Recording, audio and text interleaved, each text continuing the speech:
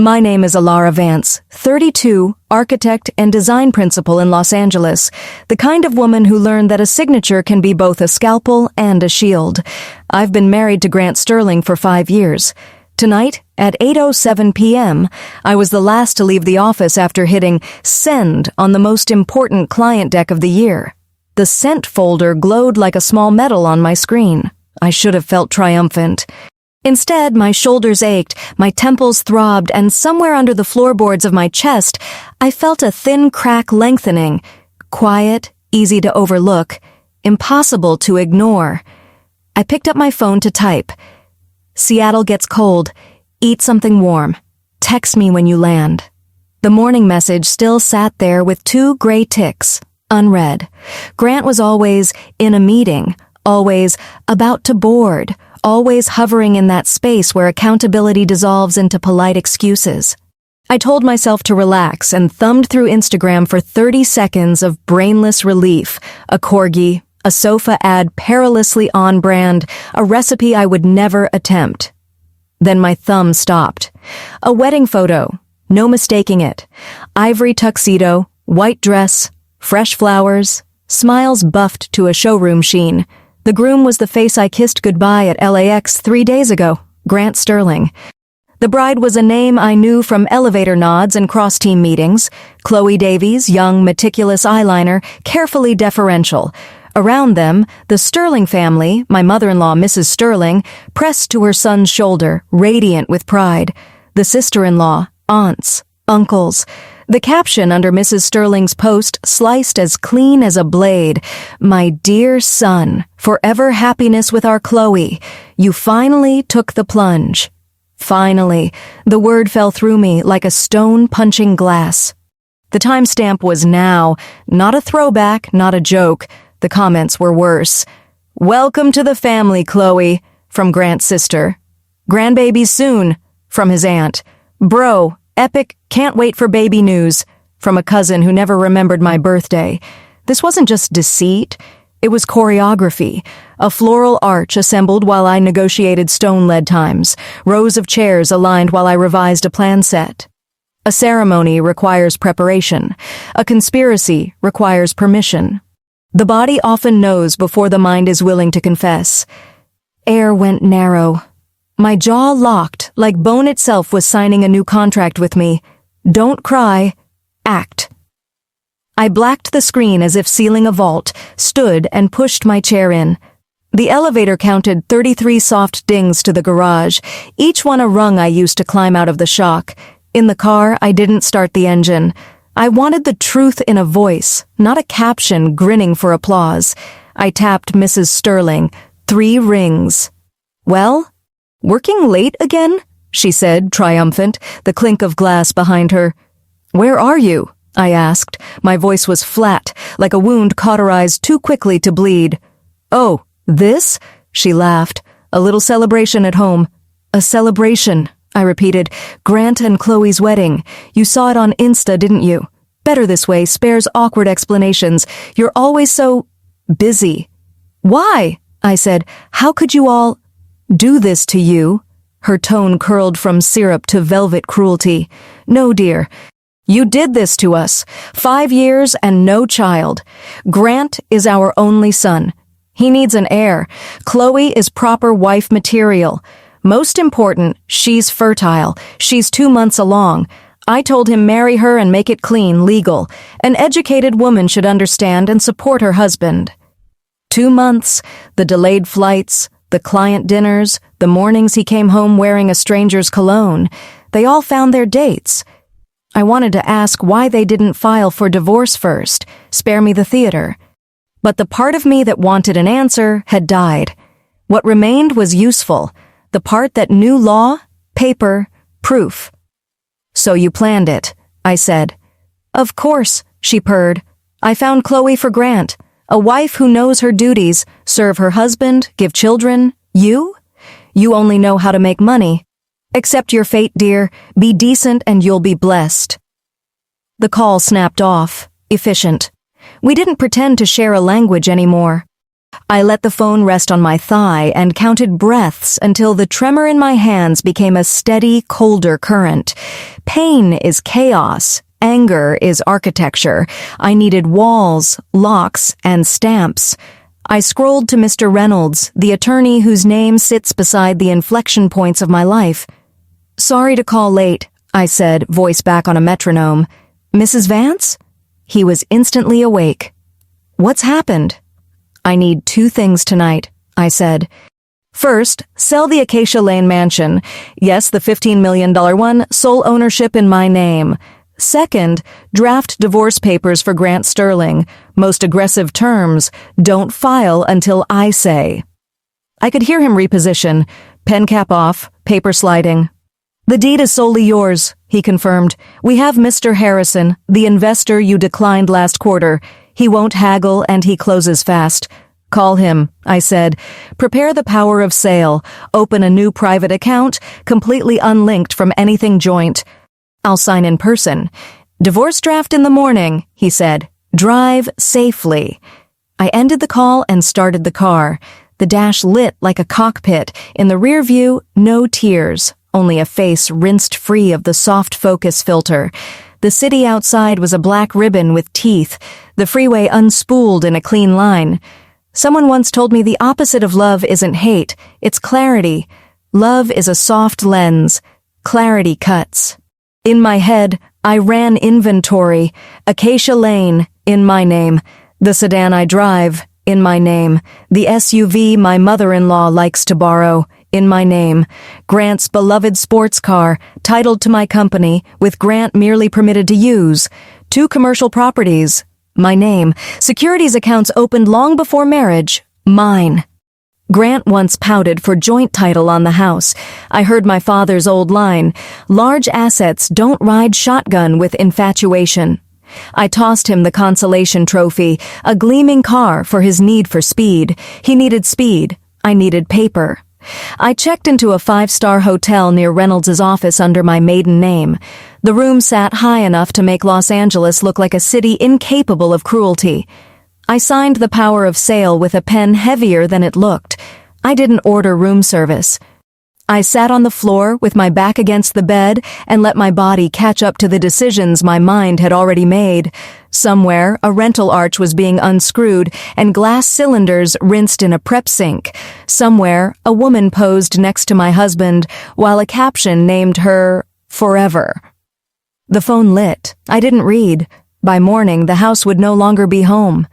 Before that, I would go back once, to the study where I keep my proof, the safe behind the abstract canvas, deed, vehicle documents, equity files, and anything I hadn't known existed. I closed my eyes and pictured papers aligned in tender geometry, the blueprint of a life I had built, detail by detail. They could call their stunt a plunge. I would keep the ground. I woke before dawn in a room I had never slept in, a city I had lived in for a decade, yawning open beneath the glass like a map I could redraw at will. The window was a pane of cool light, and for a moment I watched the highways pulse and the sky trade ink for pewter, as if the whole machine wanted to reassure me. Proceed. I showered hard, dressed simple, tied my hair back. The face in the mirror had the look I used to wear before a difficult negotiation. No permission slips, no apologies, just the quiet concentration that gets signatures where they need to land. Mr. Reynolds texted at 6:42 a.m. Harrison confirmed. Office opens 8. Power of sale ready, new account prepared. We can close today if you wish. Yes, I replied. Today.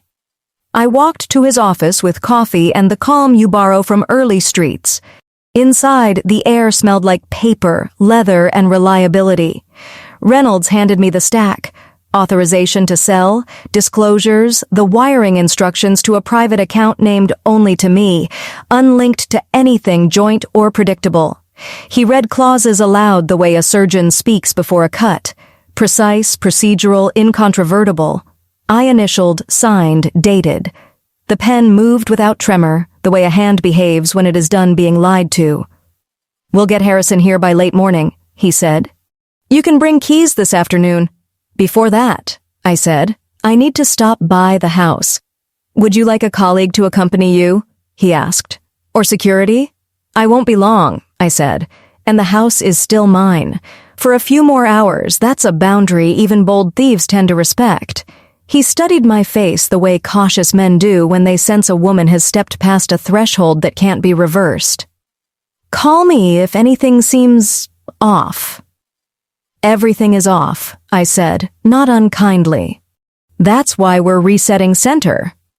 Acacia Lane looked absurdly calm in the morning. The hedge was clipped with a zeal that, in retrospect, felt like satire. I parked beside Grant's vanity, his sleek sports car gleaming like a promise he never earned, and used my key.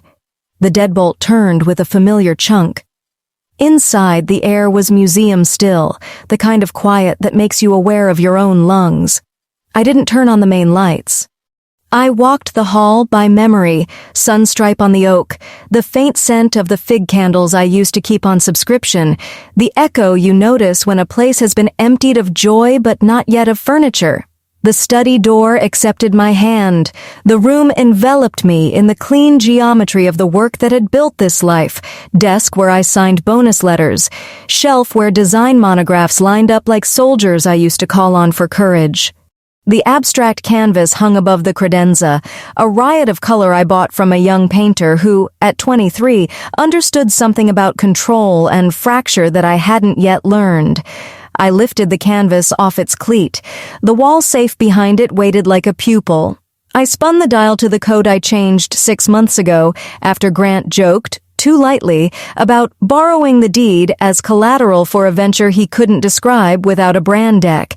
The number was my father's birthday. The door opened with a soft compliance I've always loved about engineered metal. Papers breathe in their way. I stacked them on the desk carefully, as if each had a pulse. The property deed for Acacia Lane, owner Allara Vance, the title to my sedan, the documents for the family SUV my mother-in-law liked to commandeer for her errands, both in my name. The company title denoting that the sports car belonged to my firm, a perk for the director, which Grant was not, usage permitted, ownership clear. 2 sets of deeds for the commercial units uptown, investments I rarely bragged about because bragging is the cheap twin of certainty. Portfolio summaries, equities, funds, the glacial charts whose slow ascent had steadied me in other storms. In the margins of one page, I recognize my own handwriting. Don't confuse being loved with being resourced. Be both if you can. Be one if you must. I was ready to close the safe when I saw it. A slim blue folder lodged at the back in a way that suggested someone else's hand had been here, or that a document had been placed with the confidence of a person who thought I would never look. My first thought was that I had misfiled something. Experience teaches you to start with your own error. I slid the folder free. No label. High-quality paper. Inside, a policy form in the crisp font of institutions that only smile when premiums post. I read it once, then again. Life insurance. Insured, Allara Vance. Policy value, $10,000. Issue date, 3 months ago. Beneficiary, Chloe Davies. Relationship, future spouse. There are cuts you feel and cuts you hear. This one rang in the room. A thin, metallic sound, like the moment a glass fractures in a sink and you only notice when your finger finds the edge. The floor tipped under me, then steadied. I remembered Mrs. Sterling's voice like perfume you can't scrub off, fertile 2 months, and saw the outline of a plot so graceless it almost insulted me more than it frightened me. But fear came, late and efficient. Not a panic, more a cold pressure behind the ribs that said statistically, women like you die of the things they call accidents. I took a photo of every page, front and back, date stamps included. I slid the policy into my bag, knowing there are pieces of paper that are more than paper. Then I packed deliberately, like someone who has learned in a single night that possessions are lighter than most attachments but still heavier than you want to admit. Laptop, external drive, the stack of deeds and titles, passport, jewelry that meant something because it was mine before it was ours, 2 changes of clothing, sturdy shoes. On the shelf, a wedding photo in a silver frame watched me with the uncanny politeness of images. He was handsome that day. I was joyful. I lifted the photo from its frame. For one breath, I held us in my hands. Then I tore the print cleanly down the middle, then again, until the curve of his smile became confetti. I left the empty frame standing. There's a theater to endings. Sometimes you owe an object the courtesy of a final pose. I closed the safe and hung the painting back where it belonged. In the kitchen, the coffee machine blinked 7:59 like it had something to confess. I filled a travel mug with water instead. Hydration is the most boring form of rebellion and one of the more effective. At the front door, I took a last look without sentiment. You can forgive a place for what it has held. You don't have to keep living there. Back at the hotel, I set the blue folder on the desk the way you set down a detonator. I sat cross-legged on the carpet. The city noise several stories lower than my breath, and tried to locate any urge to cry. Grief is a long country. There would be time to pass through it. But not now. The policy shifted everything. This wasn't just betrayal dressed in wedding lace. This was a criminal problem disguised in family. You don't negotiate with that. You document it. You move money out of reach. You inform people who wear badges and people who speak in statutes. At 9:06, I called Reynolds and told him about the policy. I heard the click of legal mind-meeting blood in the water. We'll preserve copies, notarize images, pull issuance records, call the carrier, he said. If there are named agents, I want their emails in my inbox by lunch. This adds color for law enforcement. It also accelerates the petition. Good, I said. I'm done being a passive verb. Prepare for the buyer, he added. We'll wire to the new account, then we'll deal with the joint. Quietly, cleanly. I dressed in a slate suit that fit like an answer and knotted a muted scarf at my throat, armor that didn't clang. My phone buzzed with a number I recognized and didn't accept. The lock screen filled with texts I didn't read. I ate 3 almonds to appease a stomach that thought it could opt out of this day. I placed the blue folder into a larger envelope with my initials across the flap. Then I stood, took one long breath to steady my spine, and left for a meeting where a house would become numbers, and numbers would become the latitude for everything I intended to do next. The elevator mirrored me back to myself. There's a moment in any good design when the plan pulls tight and you stop sketching and start building. The door opened onto daylight, and I felt the click of that moment under my feet. This wasn't a divorce story anymore. It was a case file. And I would finish it like I finish everything that bears my name, thoroughly, precisely, and to its logical end. By late morning, Los Angeles had slipped into that particular brightness that makes glass look gentle and bankers look kind. I carried the blue folder in my bag like a second spine and walked into Reynolds' office to find the conference room laid out for a clean extraction. A long table, name placards, a carafe of water that refused to sweat, and a stack of paper so thoroughly prepared it felt inevitable. Harrison arrived first, a burly man in his 50s whose handshake said he trusted contracts more than charisma. He'd brought 2 attorneys and a notary whose briefcase clicked open with the authority of a gavel. Reynolds introduced everyone, then set the room in motion the way an orchestra conductor lifts a baton. The script was short. Harrison wanted the property at the price he'd offered months ago, $15 million, no haircut, no haggling. He wanted to close now and record title before the courthouse slept. I wanted it done. The money would move to a brand new private account titled to me alone and established that morning in a private banking suite where the carpets had opinions. Reynolds read through the critical clauses as if reciting a vow the building itself had sworn to witness. As he spoke, I felt the old steadiness I reserve for material schedules and long procurement calls. This wasn't adrenaline. It was precision. Papers slid, signature flags disappeared under my pen. Initial here, date there, witnessed, notarized, duplicated. At 12:58 p.m., the notary announced what everyone already knew. The transfer was complete contingent on receipt.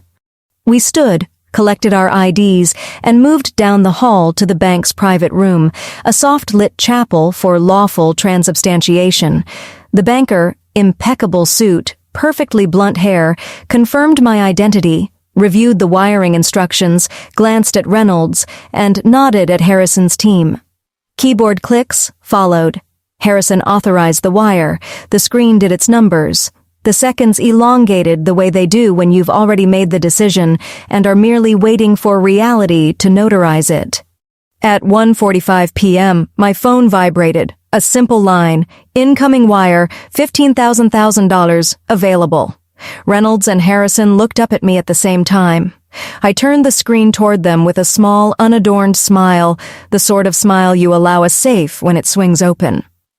"Pleasure doing business, Mrs. Vance?" Harrison said, extending his hand. "My folks will collect the keys this afternoon." "They'll be ready," I said. "The study is empty of everything that's mine. The rest belongs to the story you're not responsible for." Back in the conference room, Reynolds closed the folder on the deed like a doctor closing a case file with clean margins.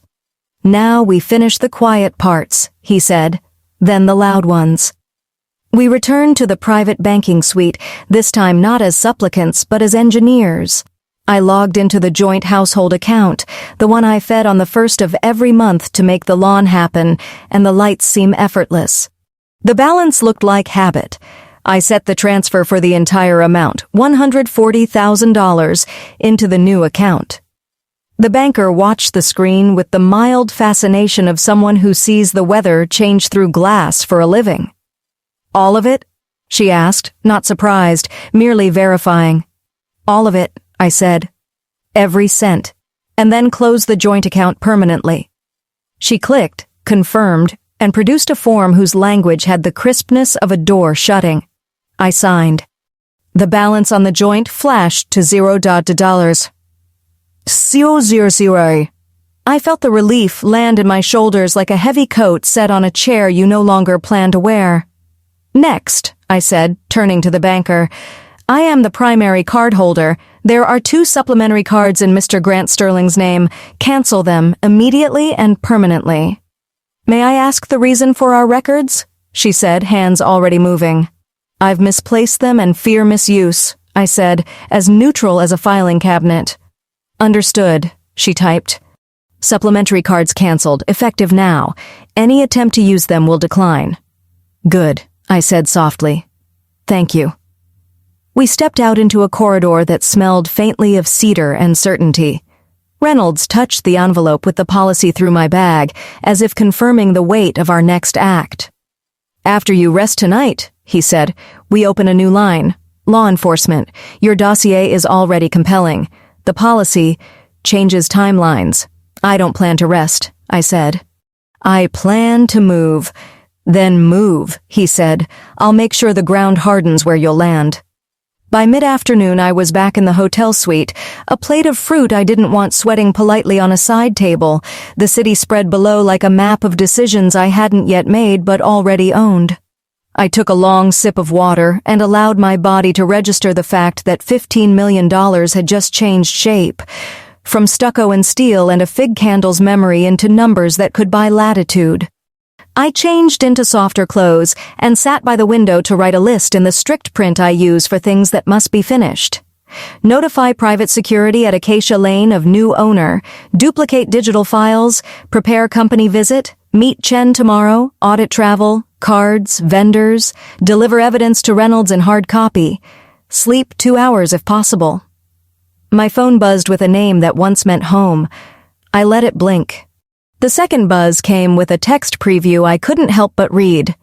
"Honey, where are you?" I called home and no answer. Seattle had become Cabo, I suspected, the way briefcases sometimes become resort luggage if you tilt them toward the right light. I let the message sit, a specimen under glass. A minute later. "Weird. Tried to buy you a bag at the airport and the card declined. Must be a bank problem. Can you check? A bag for me or for the woman who'd worn white?" I put the phone face down and gave him 10 minutes to pace whatever lobby he currently performed in. Then I turned it over and typed with the measured pleasantness reserved for HR emails and high-net-worth donors. "Maybe you hit the limit, love." It took him 12 seconds. "Impossible. You just paid it off. Seriously. Embarrassing. Please fix. There's a time to argue and a time to redesign the room around the argument." I typed the last message I intended to send him for a long while. Come home soon, sweetheart. I've prepared a big surprise for you and for Chloe. I pressed send, watched the status flip to delivered, then added his number to a block list I had created that morning under the name In Case of Honesty. I did the same for Mrs. Sterling and the relatives whose comments had auditioned them as extras in a small morality play I didn't plan to restage. The quiet after a block is a different quiet than the one that precedes a blow. It's the quiet of a room you have finally vacuumed of gnats. Outside, late sun washed the city in generous light that made even freeway interchanges look like ribbon. I opened the blue folder and looked at the policy again, forcing myself to read it out loud the way I would for a junior designer learning to say no. Insured, Allara Vance. Beneficiary, Chloe Davies. Relationship, future spouse. Issue date, 3 months ago. My voice was steady. It needed to be. At 5:02 p.m., I called the private security firm assigned to Acacia Lane, now Harrison's house, and spoke to the shift supervisor. There may be a disturbance at the gate tomorrow, I said. A man named Grant Sterling may attempt to enter using an old remote. He has no rights of entry. The new owner is Mr. Harrison. You have the transfer documents on file. Deny access. Understood, Ms. Vance, he said. We'll brief the team and update the visitor list. If he causes a disturbance, we'll call LAPD. Please do, I said, and record everything. I ordered dinner I barely touched and watched the sky dim into sensible dusk. At some point, I lay down on the bed fully dressed and closed my eyes for what I promised myself would be 20 minutes. I woke 90 minutes later to a city gone neon and a new text that had shoved itself through the fragments of the old thread before the block took hold. Read your message. Can't wait. See you soon. Heart emoji. It would have been tender if it hadn't been obscene. I stood, smoothed the covers, and put my suit for morning on a hanger by the window. Black jacket that fit like a fact, white shirt with the kind of collar that makes men adjust their posture, a graphite scarf that said I'm finished with softness you mistake for permission. Tomorrow, I would walk into my company and behave like the majority shareholder I had always been, but rarely needed to declare. I would see what the travel vouchers said, what the card statements revealed, what the vendor registry disguised. I would ask Chen to pull threads, and I would watch the tapestry come apart. Before I slept, properly this time, I opened notes and wrote down a sentence that had arrived uninvited and refused to leave. Money is not revenge. Money is air. Revenge is law. I closed the phone, set the blue folder into my briefcase, and switched off the lamp. In the darkness, I felt that rarest companion of a woman who has made up her mind. Not rage, not grief, but alignment. Paper had changed hands. Doors would refuse to open. Tomorrow, so would a future that had thought it could continue without my consent. The morning put a clean edge on everything. I dressed in black, jacket with quiet authority, trousers that never ask permission, and tied a graphite scarf the way you cinch a decision. By 9, I was in the lobby of Vance Associates Design Build, a space I had commissioned to feel like competence made visible. Concrete floors, warm wood, a reception desk that smiled without grinning. The receptionist, new to the nameplate world, glanced up with the slightly defensive cheer of someone trained to protect schedules. "Good morning," she said. "Do you have an appointment?" "I'm here for Mr. Chen," I said. "Tell him Allara Vance is waiting." Her smile faltered, attempting to reconcile the last name on the glass with the woman in front of her. She made the call. The look on her face after a beat, the widening, the small nod, told me everything I needed to know about Chen's tone on the other end. "5th floor," she said. "He'll meet you at the elevator." The doors parted to Mr. Chen already standing there, tie a little crooked, eyes sharp with worry and relief. He is a precise man in his late 40s, the kind who stacks pens parallel without noticing. "Mrs. Vance," he said, ushering me through the corridor, "is everything... You never come unannounced." "Everything is not," I said. "That's why I'm here." He led me into his office, a calm rectangle of spreadsheets, binders, and the low hum of servers. The blinds were half tilted, the way people leave them when they expect to be interrupted. I sat opposite him and set my briefcase on the chair beside me like a second witness. I need totals, I said. Last 6 months. Mr. Grant Sterling's travel reimbursements, approvals, cash advances. Every vendor he personally added or escalated, especially anything labeled consulting or special project. And pull the corporate card statements tied to his user ID. Chen didn't flinch, didn't ask why. He simply turned to his keyboard and began to work, a pianist returning to a piece he knows by muscle memory. Windows opened, credentials authenticated, directories expanded. We have a trip coded as Seattle 3 days ago, he said. Round-trip business class, 5-star hotel, per diems, representation expenses. Open it, I said. He tapped and the receipts tiled across the screen. Airline, hotel, meals. My mind laid them over the text message asking me for $2,000 to front a trip the company couldn't cover, a month-old lie sent at 11:13 p.m. while I waited for him to come home. I swiveled my phone and showed Chen the thread and the transfer confirmation. I sent this, I said, and the company also paid. Chen inhaled in that small, wounded way honest accountants do when they see someone game a system they've kept clean. That is double billing, he said carefully. Fraudulent. Continue, I said. He moved to the vendor ledger. Filters on new vendor, amount greater than $20,000 added in last 6 months, he murmured. The list that returned was short. One name stood out with offensive neatness, SunDesign Consulting LLC. This, he said, clicking.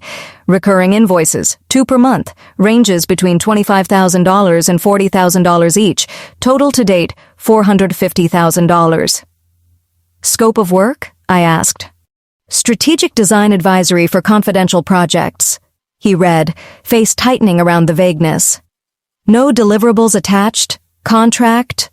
One moment. He clicked deeper. There is no executed contract in the system, and the mailing address, he frowned, it maps to an empty lot. That feeling, the subtle tilt in the room when a line becomes a pattern, arrived right on schedule. Pull the onboarding file, I said. Who added the vendor? Entered by G. Sterling, he said, jaw set. Approved by G. Sterling. Copy everything, I said. PDFs, CSVs, print hard copies and Bates stamp them. Then I want the past 6 months of corporate card statements under his ID, any charges flagged for manual review. The printer started its dutiful percussion as Chen brought up the card portal. The data painted an unflattering self-portrait. Luxury dinners labeled client entertainment with no client file attached. Boutique purchases described as holiday gifts for partner spouse in a month with no holiday worth noting. A jewelry store entry, $5,000, annotated gift for client X's wife. I remembered the night he came home empty-handed, annoyed about how hard client X was to impress. I had made him tea. Chen pinched the bridge of his nose, then straightened. This pattern, combined with the vendor, constitutes embezzlement, he said. The word sat between us, neither dramatic nor shy, just accurate. Now we verify ownership of SunDesign, I said, pulling out my phone. I dialed Mr. Reynolds. I'm at VAB, I said when he answered. We've identified a shell vendor, SunDesign Consulting LLC, 6 months old, $450,000 in wires, empty lot address. Get me the state filing and the beneficial owner. Text me the tax ID, he said. I sent it. 12 minutes later, my phone rang again. Reynolds's voice dropped into that register I've learned to associate with certainty. SunDesign's owner of record is Chloe Davies, he said. Articles filed 3 months ago. Mailing address is the lot. Bank account in her name. Chen exhaled a single syllable that contained both fury and humiliation. They used us, he said. Used our controls. Our trust. They used what they believed we wouldn't inspect, I said. Now we inspect. I stood and crossed to the printer, stacking the warm pages into clean piles. We will assemble a dossier, I said. Wires to SunDesign, the GL extracts, the card statements, the Seattle double bill with my personal transfer, every approval with his sign-off, and Reynolds will append the entity documents for SunDesign. Put my name on a chain of custody sheet and initial every page. Chen nodded, hands already moving. I watched the anger hone itself in him into procedure. Good.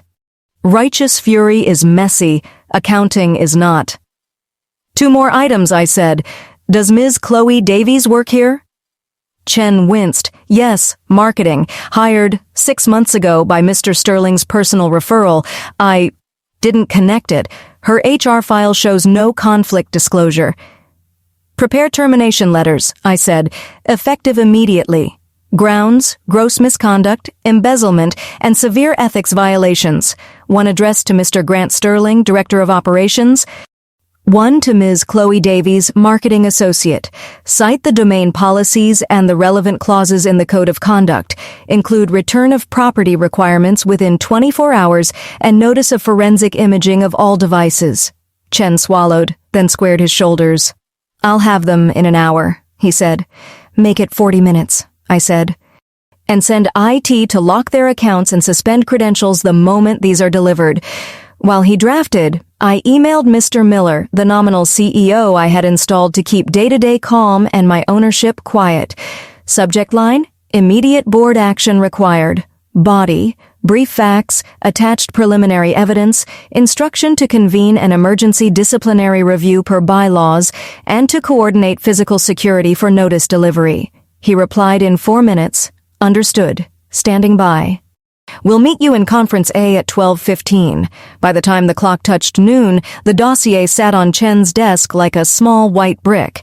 Transfer logs, vendor setup, SunDesign articles, card summaries, Seattle receipts, my personal transfer proof, policy references. Chen slid 2 envelopes across to me, terminations on company letterhead, signatures ready for Mr. Miller to countersign in the room. It is staged, Chen said, 1 click after delivery. Good, I said. We do this with procedure, not theater. In Conference A, the air felt slightly colder, as if the HVAC understood chain of custody. Mr. Miller, square-shouldered, perpetually underslept, took 1 look at the stack and knew the day had changed shape. You want this quiet or exemplary? He asked. Correct, I said. Quiet and exemplary. We follow policy to the letter. We do not shout. We do not apologize. He countersigned the letters. Security brought Grant in first, all charm lacquered over a hangover of something meaner. He saw me and stopped smiling. A flicker, guilt, calculation, fear, crossed his face like a cloud. Lara, he said, careful. You're early. I thought Seattle. This is a disciplinary meeting, Miller said, voice even. He handed over the envelope. Please, read. Grant's eyes moved. The skin around them tightened. You can't fire me, he said, trying for laughable bravado. I run. You were employed at the pleasure of a board, Miller said. The board answers to its majority owner. He tipped his head toward me. Return all company property within 24 hours. Your credentials are suspended. Security will escort you. For 1 reckless second, I thought he might lunge. Instead, he crumpled the letter in his fist and let it fall like a white flag he would never admit he had carried.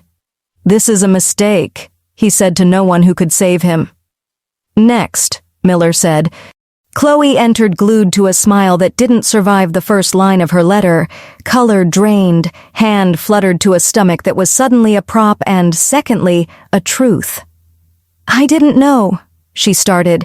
Grant handled. Your signature is on the vendor's articles, I said, gently as facts allow. Your account received the wires. There will be time to explain to people who read bank statements for a living. Security escorted them out opposite hallways because mercy sometimes looks like logistics. IT clicked. 2 accounts went dark. I gathered the dossier and sealed it into a legal envelope, initialing the flap. Reynolds gets this now, I said to Chen and Miller. This afternoon we log it with law enforcement. The policy I found last night changes our posture. This isn't a marital problem. It's a criminal case with a potentially violent predicate. Miller nodded once, the way men do when the story they wanted to be part of has turned into the one they're lucky to survive. We'll handle comms, he said. Internal memo, minimal detail, maximum compliance. Good, I said. In an hour, I have one more stop to make.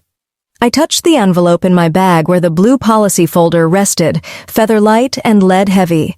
By tomorrow, we'll let the rest of this play out at a gate that no longer opens for him. I left to the sound of printers and controlled breathing. In the elevator, my reflection looked back without apology. There's a moment when you realize you are not just the protagonist of your life, but also its auditor.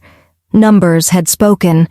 The story they told would now be read aloud, on stationery with seals and in rooms with flags. I pressed the lobby button and felt the floor start to descend, gravity aligning with the law. By noon, Los Angeles had turned the dial to hot and merciless, the kind of dry glare that makes money shimmer and shame show. Acacia Lane held its usual composure, bougainvillea too pink for the hour, hedges cut to a geometry that bordered on smug. A taxi slid to the curb and expelled its passengers like a confession.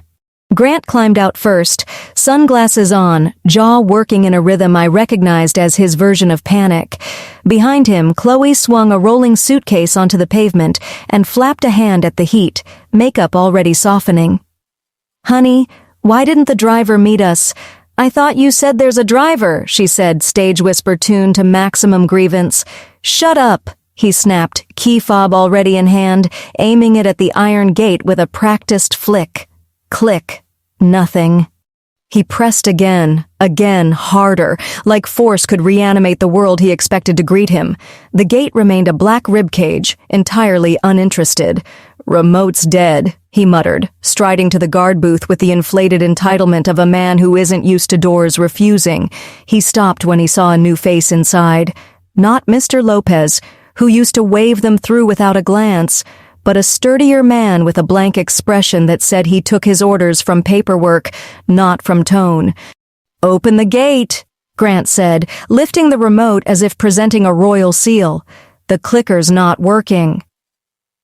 "Name?" the guard asked with professional boredom. "Grant Sterling," Grant said. "This is my house." The guard consulted a printed list. "The owner of this house is Mr. Harrison," he said. "If you're not on the approved visitor list, I can't admit you." "You're new," Grant said, laugh clipped, eyes already sparking. "There's been a misunderstanding. This is my house. Grant Sterling and Allara Vance. Open the gate." "House transferred yesterday," the guard said, voice still calm. "Documentation is on file. If you don't leave, I'll have to call it in." Chloe abandoned the suitcase and minced toward them, fanning herself with a hotel brochure. "What is he saying?" she asked. "Why is this taking so long? People are looking. My feet hurt." "Shut up," Grant repeated, sweat beating at the line where his hair met his forehead. He turned to the gate and yelled at the intercom, "Lara, is this a joke? Come out!" The front door unlocked just long enough to let out a tidy man with a tablet, Harrison's assistant. He considered the scene like a building inspector marking violations. "Can I help you?" he asked. "Where is my wife?" Grant barked. "Open the gate. This is my house." "This residence belongs to Mr. Harrison," the assistant said evenly. "Keys were delivered yesterday by the previous owner. There is no Mrs. Sterling on our occupancy or visitor list. Please vacate the frontage." Something fragile cracked behind Grant's facade. He grabbed the iron bar as if torque could reverse a deed. "She can't sell without my—" "She didn't need your permission," the assistant said, almost kindly. "Deed was sole in her name." Chloe's face pinched. "What does that mean?" she asked, turning to Grant. "You said this was yours. You promised—" Before he could answer, a second vehicle, a scuffed minivan, pulled up. Mrs. Sterling unfolded herself from the passenger seat, flanked by the sister-in-law and two uncles in weekend polos, all wearing the look of people who had come to do battle and found themselves on the wrong field. "Why are you outside?" Mrs. Sterling demanded. "Why is this gate shut? Why is Chloe crying in the street?" "The house," Grant said, voice pitching up. She sold it. Impossible, Mrs. Sterling said, color rising. It's in both your names. It wasn't, the assistant said, holding the line like only men with nothing to prove can hold it. Please leave the frontage. The scene was acquiring witnesses. A neighbor slowing, phone angled slightly, a jogger decelerating to tie a shoe she didn't need to tie. The sun made everything too crisp, every flaw high resolution. I watched from a discreet distance at the corner, window cracked, the air conditioning a secular prayer. Grant, desperate for some lever, fished his phone from his pocket and opened the banking app. I could tell by the way his shoulders shifted that he was aiming for the familiar comfort of habit. That joint account I fed each month, the one that paid for invisible necessities and visible vanities. He entered the password with fingers that wanted to be surer than they were. His eyes scanned the balance and then scanned it again, as if his pupils could edit numbers by insistence. 0? He said, almost conversationally, then louder. 0? He slammed the phone face down into his palm like a man trying to shock it awake. He tried again, moved to his personal account, the one that fattened on director-level pay. His jaw slackened. There are numbers that humble and numbers that humiliate. $250 does both if you have told a woman you would make her a queen. Where will we go? Chloe asked, voice teetering between whine and wail. You said there's an apartment, the one you bought me. An old fear flickered across his face, the flicker of a man remembering what funds he diverted into what down payment under what euphemism. He opened his mouth to issue a command, to restore order through syllables. What came instead was a choke. A delivery bike sputtered up, the rider hopping off with a silver box tied in black satin. He checked the label on his phone. Delivery for Mr. Grant Sterling and Ms. Chloe Davies, he said, anticlimax wrapped in bubble wrap. Sign here. They signed because reflex runs deeper than crisis. The rider handed the box over and fled the heat, leaving a neat rectangle of provocation balanced on a suitcase. It looked like temptation on a holiday. What is it? The sister-in-law asked, curiosity beating caution by a nose. Chloe plucked the ivory card tucked under the ribbon. My handwriting traveled cleanly across the surface. She read aloud, voice thready. Congratulations on your wedding. Your first gift. Please open. Laura. An apology, Chloe said immediately, greed warming her into optimism. Maybe money? Or jewelry? Open it, Mrs. Sterling ordered, greed being the only authority she respected. Grant peeled the satin back, tore the silver paper along its seams, and lifted the lid on a plain black box. Inside, under a layer of black satin, were 2 white envelopes on company letterhead, names printed with the officious intimacy of HR. One to Mr. Grant Sterling, one to Ms. Chloe Davies. They're just letters, Chloe said, disappointment crashing through her voice. She snatched hers and broke the seal. Grant did the same, eyes racing down words designed to be read aloud in conference rooms with glass walls. Subject line, Notice of Disciplinary Termination.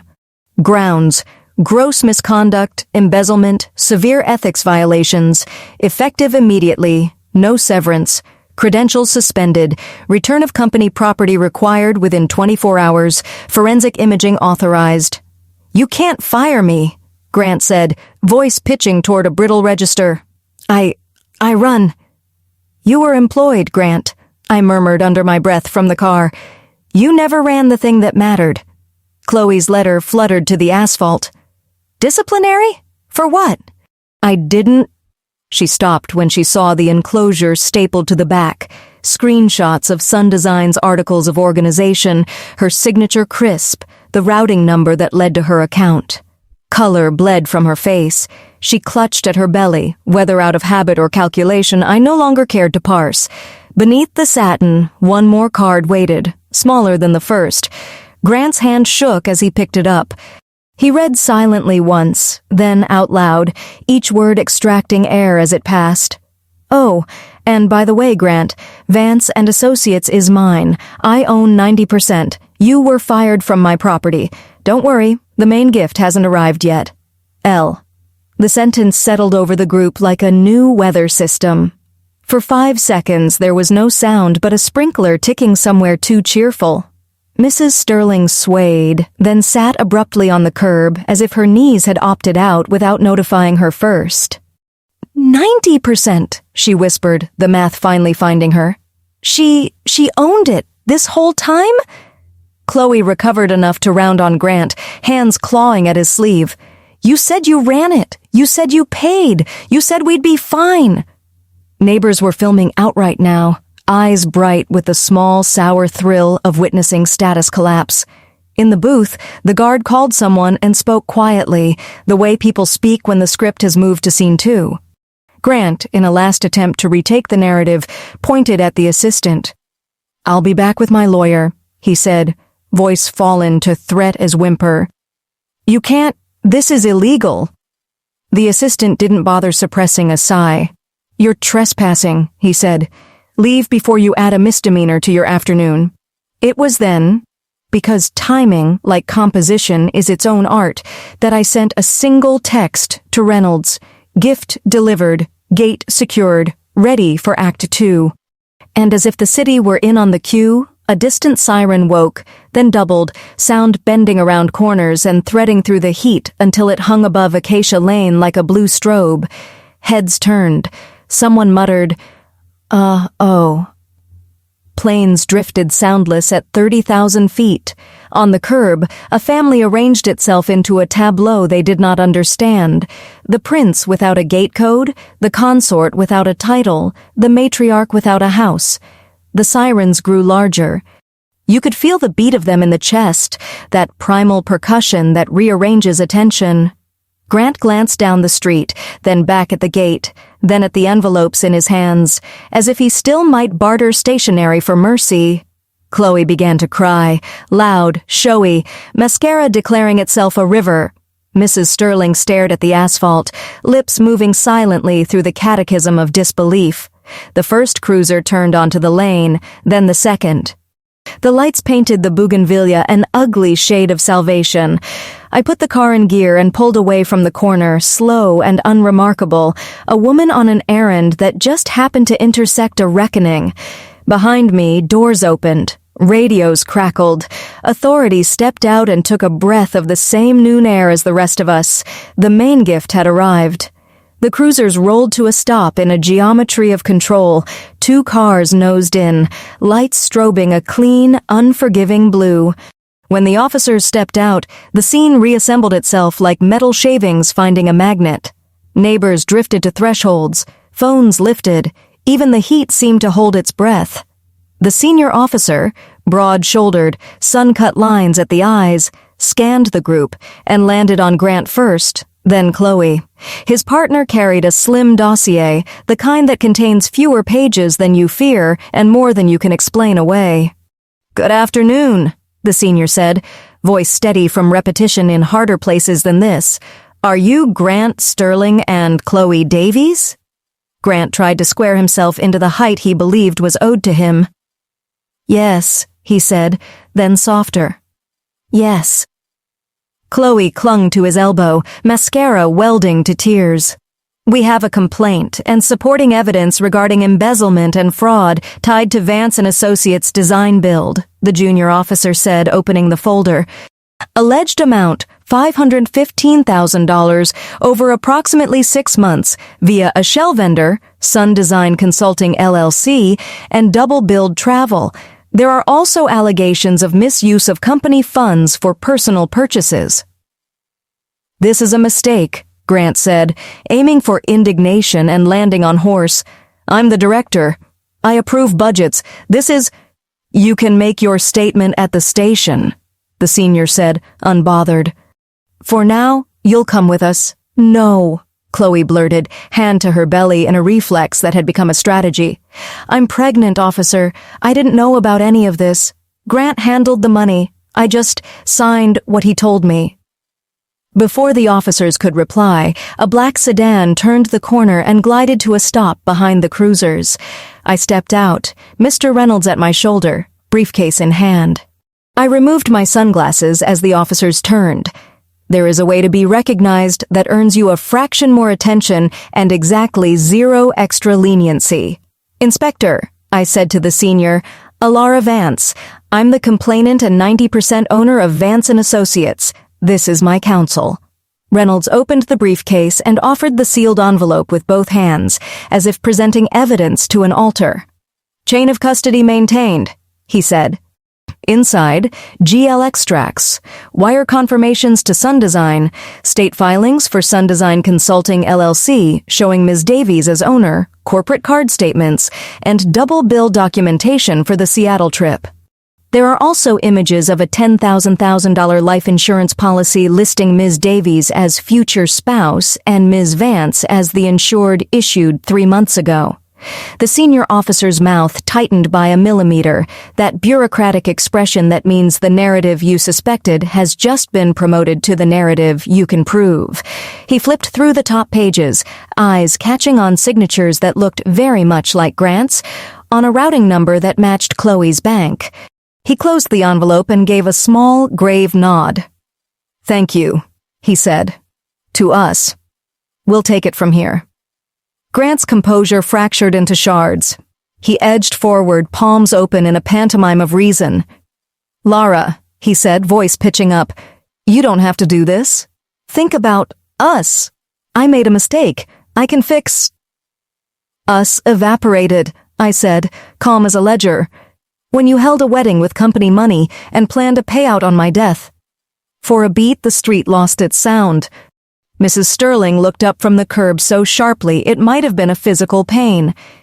Death? She whispered, as if the word tasted unfamiliar in her mouth. The policy, Reynolds said to the officers, professional and precise. It is relevant to motive and risk. Grant's face contorted into something raw and ugly. You poison, he hissed, stepping toward me in a jerk the body makes when it decides to be stupid.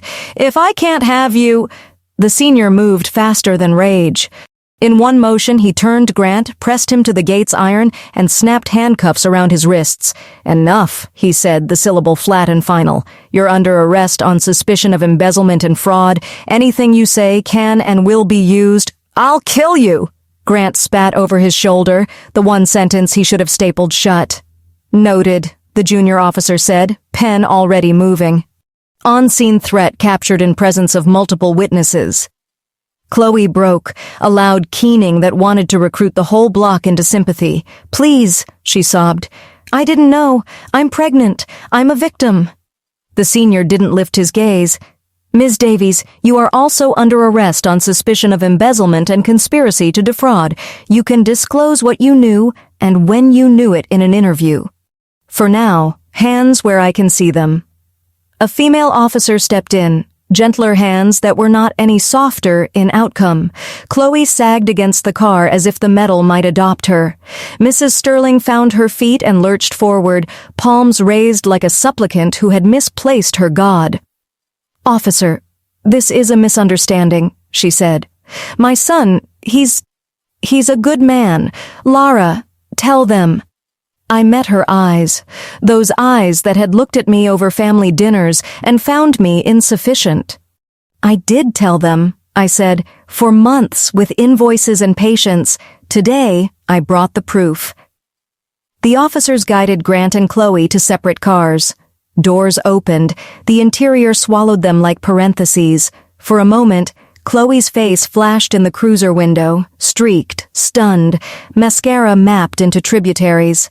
Grant leaned back, eyes shut, lips moving in the small, desperate prayers men say to a future that has already decided. As the cruisers pulled away, the street exhaled.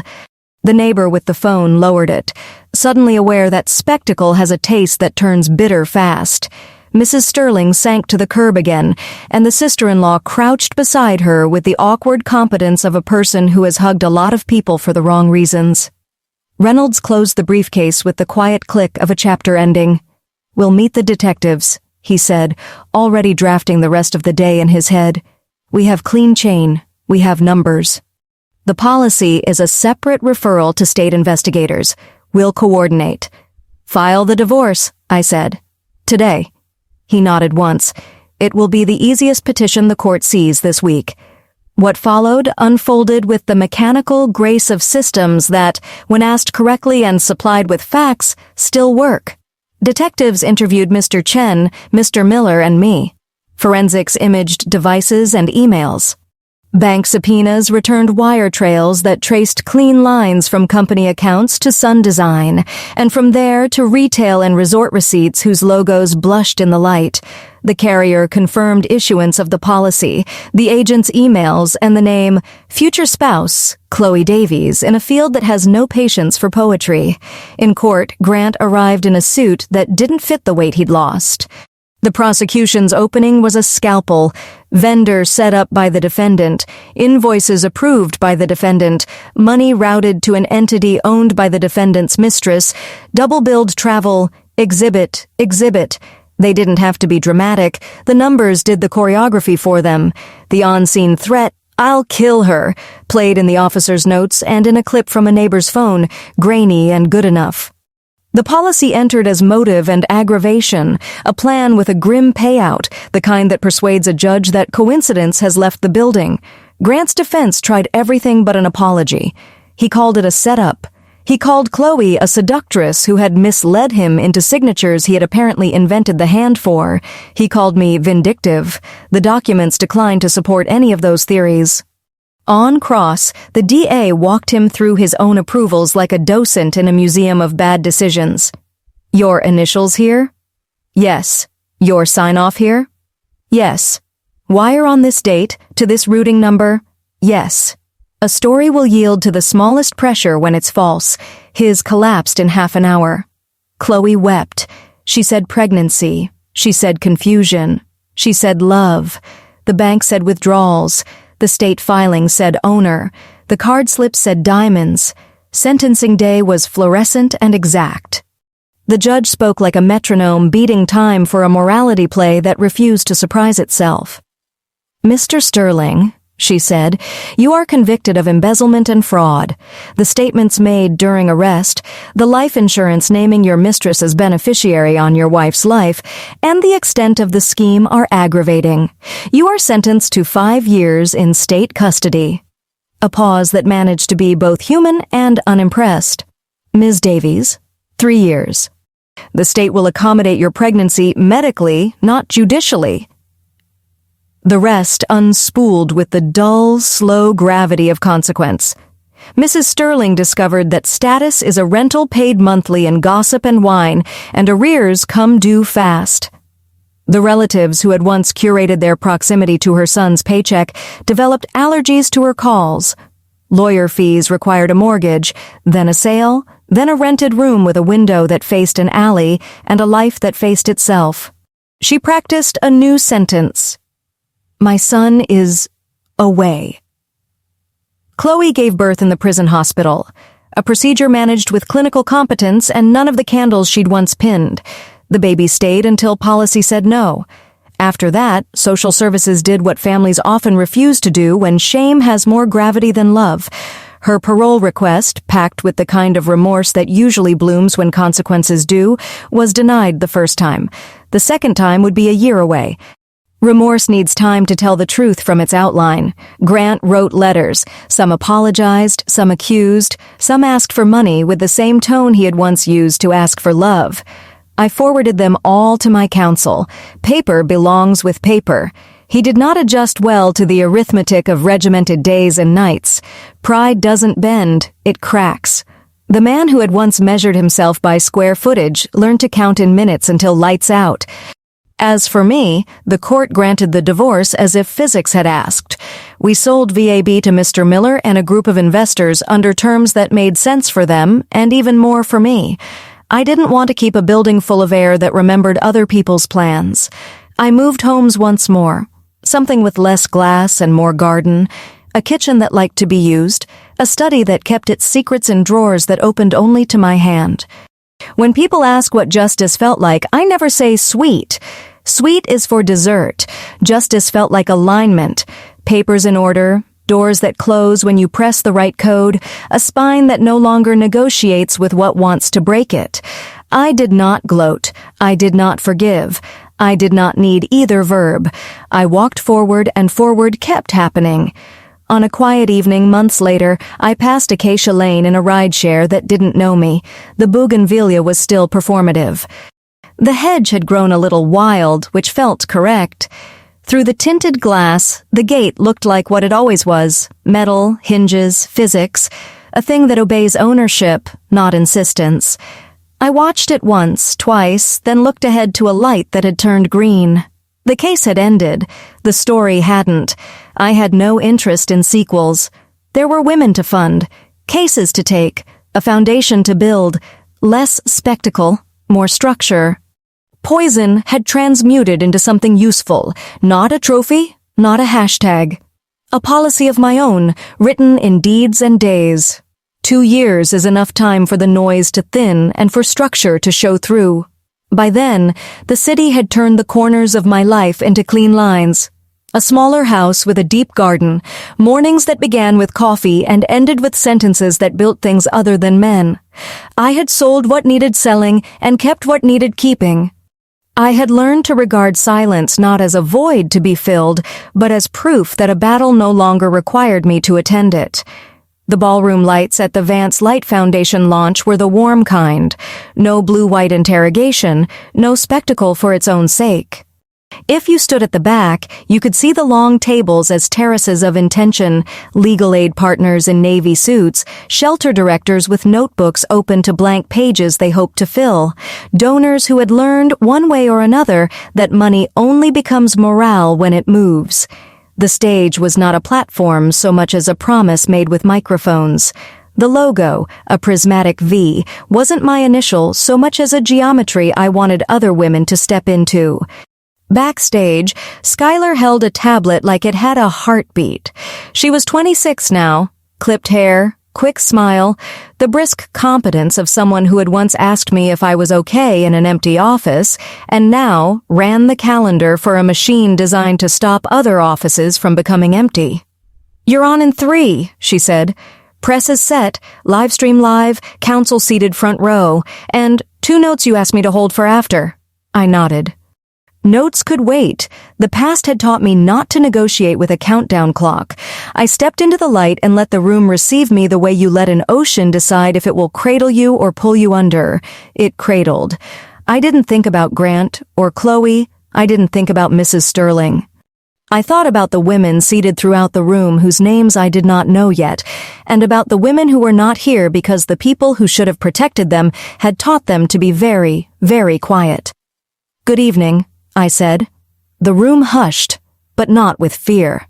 "My name is Allara Vance, and I am here because survivors build better systems.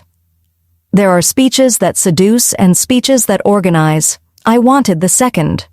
2 years ago," I continued, "I learned, publicly, that betrayal is loud. I also learned that the remedy is not.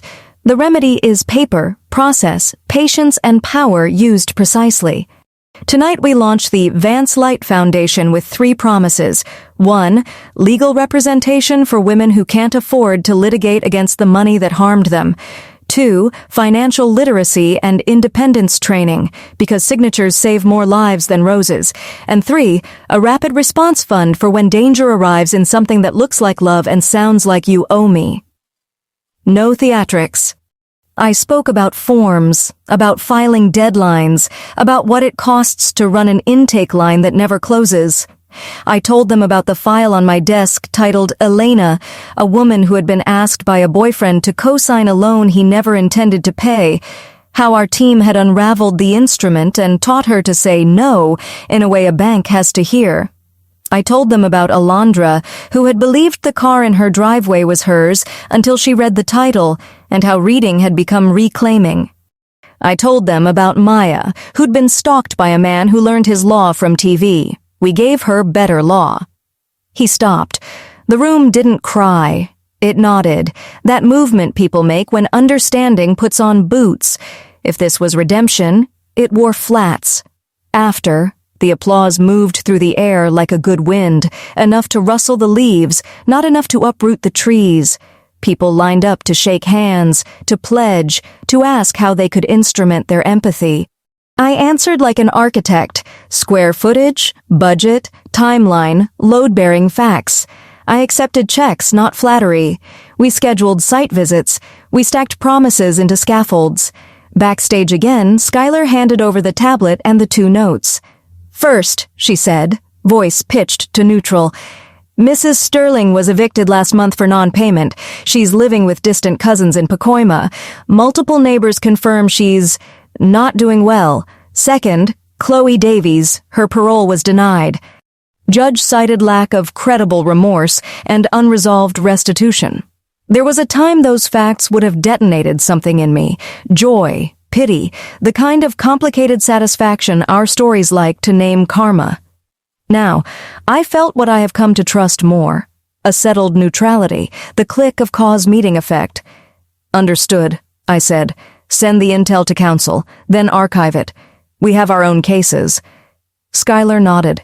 She knew I meant it. She also knew I would not pretend the past never lived here. "Press wants a quote about closure," she added, rolling her eyes on the word. "Give them the one about alignment," I said. "Closure is a door. Alignment is the frame that keeps it square." We sat for a moment in the quiet that trails work well done. Through the backstage drape, the room hummed with conversation that sounded like logistics rather than gossip. I thought of my father's voice, paper first, and felt the old counsel run its hand over the present and approve of the joinery.